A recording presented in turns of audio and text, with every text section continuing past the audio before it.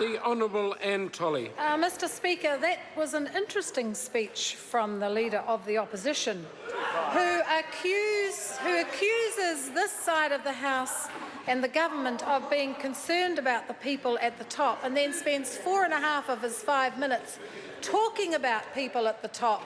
I say to that member, look in the mirror. Look in the mirror, because the opposition are the only ones who are talking about the people at the top. And when you look at what this government is doing, actually last month, every beneficiary with a family with children got an extra $25 a week in their benefit. First time in 43 years that has happened, but that's what this government is delivering to New Zealanders, because this government understands what is actually happening on the ground. This government is not involved in scandal and relaying the timelines of who said what to whom, about people that actually the average New Zealander doesn't care about Mr Whitney. Absolutely. I want to talk about, and this government is focused on those children who continue in this country to be abused, whether it's physically or sexually, who are neglected, and in the worst circumstances, as we've seen in the courts this week, killed by the very people that should be the ones who love and nurture them.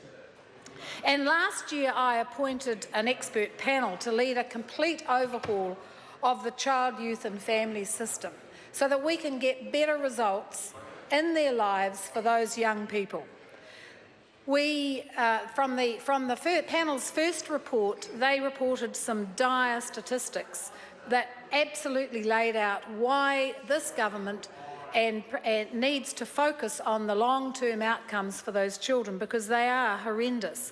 By the age of 21, when they looked at a group of children who are in a care placement who were born in the year from June 1990 to June 1991, of those children who had come into care, that is, the state became their parent, almost 90% were on a benefit. Around 25% were on a benefit with a child. Almost 80% did not have NCA level 2. More than 30% had a youth justice referral by age 18.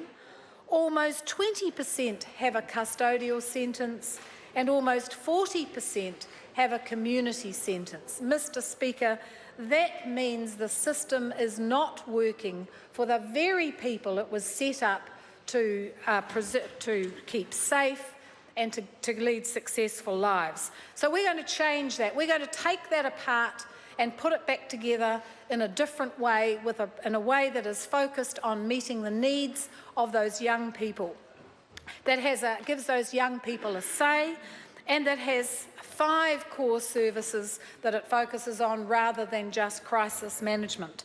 So we want to work with those children and their families from prevention through to transition into independence.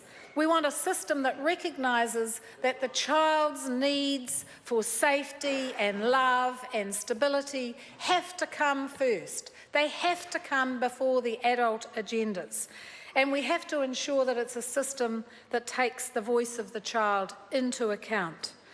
The new model needs to have the ability to purchase services that that child needs when they need it. And Mr Speaker, I have to say I've been amazed at people who use ideology to argue that those children should remain in waiting lists for state services rather than have a private provider provide the counselling or the therapy when that child needs it.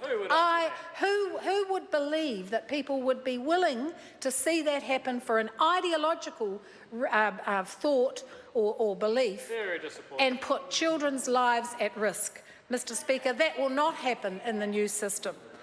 The new system will also be raised. You'd be amazed, yes, but there are people that have said that. The age of care will be raised initially to include 17-year-olds, because what parent in their right mind expects a child to cope on their own at age 17?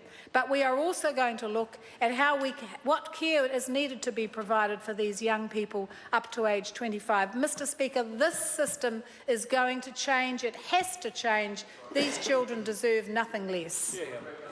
Mr. Speaker. David.